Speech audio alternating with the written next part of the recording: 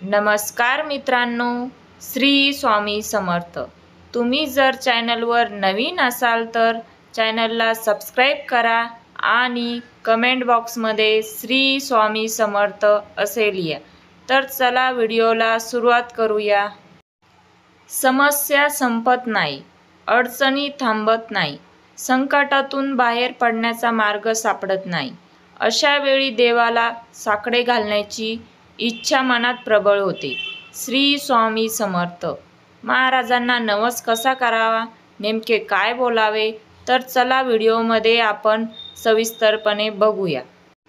आयुष्यातील बहुतांश क्षेत्रात यश मिळावे, प्रगती व्हावी, मनातील इच्छा आकांक्षा पूर्ण व्हाव्यात, सुख असावे, कल्याण व्हावे, कुटुंब मुलांची प्रगती व्हावी यासाठी माणूस आयुष्यभर झटत असतो, प्रयत्न करत असतो, मेहनत घेत असतो।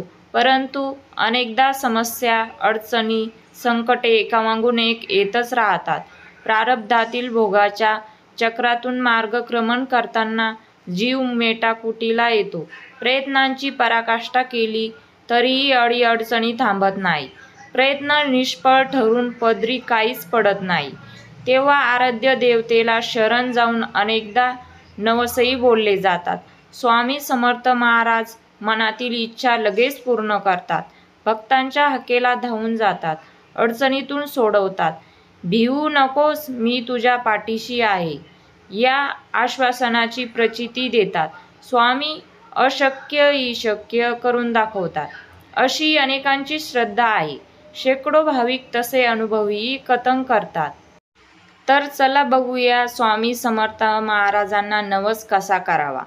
अगदी घरच्या घरी स्वामींना नवस केला जाऊ शकतो। यासाठी काही मोठी पूजा करावी लागत नाही, होम हवन करण्याची काही गरज नाही।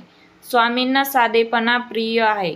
एकतर सकाळी आंघोळ नित्यकर्म करत शुचिर्भूत होऊन किंवा बाकी दिवसभरात स्वच्छ हातपाय धुवावेत आणि घरासमोर स्वामींसमोर बसावे। घरातील स्वामींची मूर्तीसमोर दिवा लावावा, अगरबत्ती लावावी, स्वामींची मनापासून प्रार्थना करावी। स्वामींसमोर हात जोडून तुमचे जे काही मागणे आहे, जी काही इच्छा आहे हे मागा। संकटे समस्यांची गराणी मांडा, स्वामींना साकडे घाला। नवस बोलायचा आहे तो बोलून घ्यावा। स्वामींच्या मठात जाऊन नवस बोलू शकता किंवा घरच्या घरीही तुम्ही नवस बोलू शकता। स्वामींना नवस कसा बोलायचा? स्वामींच्या मठात, घरच्या घरी किंवा स्वामींच्या मंदिरात जाऊन नवस केला जाऊ शकतो।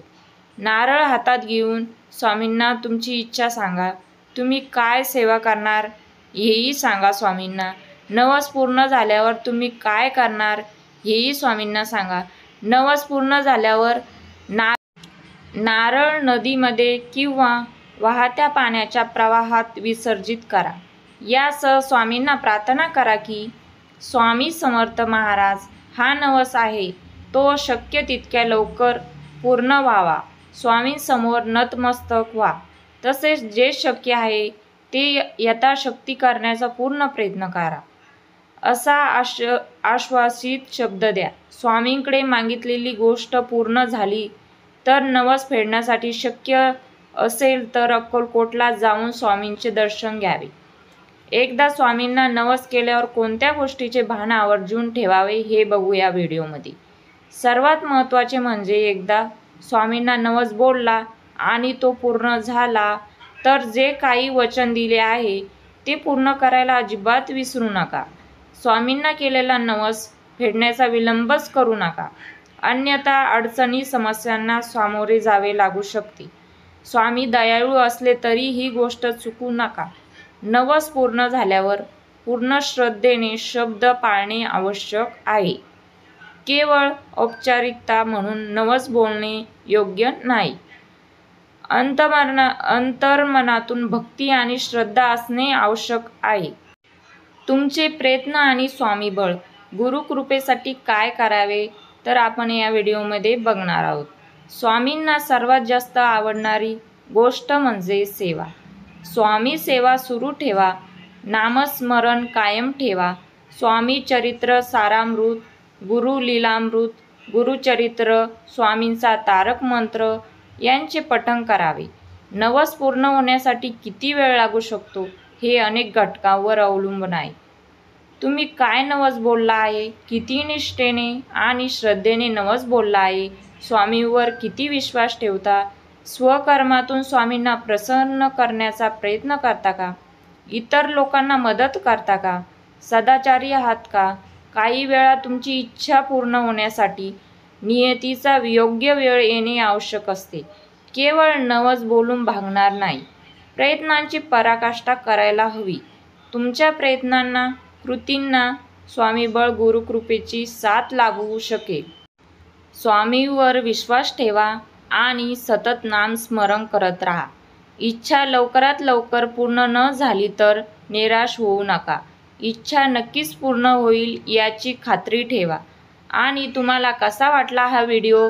या व्हिडिओमधली माहिती असेच नवनवीन व्हिडिओ बघण्यासाठी लाईक करा, शेअर करा, कमेंट करा आणि सबस्क्राईब करायला विसरू नका.